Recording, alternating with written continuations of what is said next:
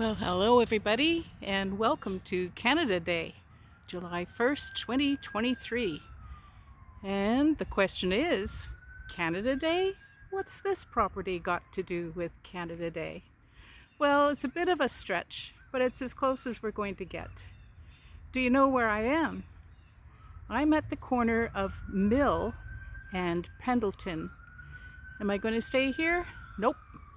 I'm going to walk along. And I ask you to imagine all this property from here up to High Street and all the way to Main Street as one big unused lot. A huge lot, acres.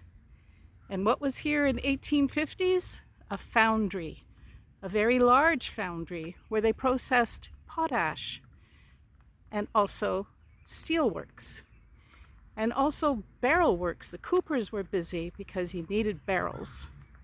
And this continued until 1870. Now, a lot of these homes are fairly new. And that's because this was one big lot. I hate to emphasize it again and again, but it's just to try and imagine the immensity of this in your mind. We tend to see little lots and think of little houses. But this was one big lot with all kinds of horse sheds, equipment sheds, a foundry. So try to get all of that in your thoughts. And we're going to keep walking because, of course, this is a large lot.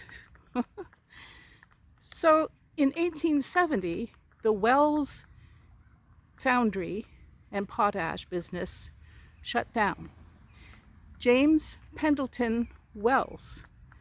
Now, do you have a sense of where I am? Pendleton Street. That's right. James Pendleton Wells. He was also the sheriff, and he was quite wealthy. So his business shut down 1870, and in came Félix Routier.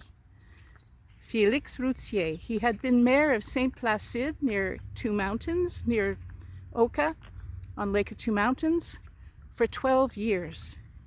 And he heard that this business had come up. And who wouldn't want to have those sheds and the foundry and the equipment? So he came, made an offer, and set up shop here. Now I'm just going to try, once again, there's at the top of the street here is the LaBrosse, what was the LaBrosse General Store that opened in 1880s and then became the Methot store. So I just want you to know where we are. So in 1873, a fire destroyed the foundry that belonged to Félix Routier. And he rebuilt. And he continued to use horsepower. That's right, horses. That's how many sheds he would have needed. Until 1882, when steam power replaced the horses. And then the business really grew because steam power allowed you to move ahead with all kinds of mechanized equipment. A machine shop was added and his sons joined the business. It became the largest regional foundry in this whole region between Montreal and Ottawa. I'll put a description of all his equipment in the text that goes with this post. But what did the foundry sell? They sold stoves, pots, kettles, sugar kettles, land rollers, fanning mills, plows, harrows, bar iron, coal, pipes, valves, steel, shingles, and they accepted barter. People could pay for their coal with eggs or hay. Gotta feed the horses. So Félix was married to Angélique Lemay, and the couple had 10 children, and they lived in this house. This is the home of Félix Routier at the corner of Main Street West and Pendleton. The road's really uneven here, and I'm sorry that it's all shaky. I'll stand still. So the business began to fail in the 1890s, And by 1896, all the stock was turned over to Malcolm McQuaig of the McQuaig Cheney General Store, where the museum is located.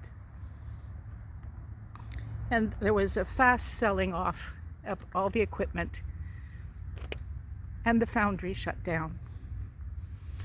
So what does this have to do with Canada Day? Aha! Well, if you look up Basile Routier. Basile is B-A-S-I-L-E. Basile Routier was Felix's brother. And in 1880, he wrote a poem. And the poem is O Canada. That's right, O Canada. 1880, and then it was set to music. And no doubt some of us are singing it today. There you go, the home of Felix Routier, Angélique Lemay, and their 10 children. The Routier home in St. Placide is a Quebec provincial heritage site. Oh, Canada. Happy Canada Day, everybody.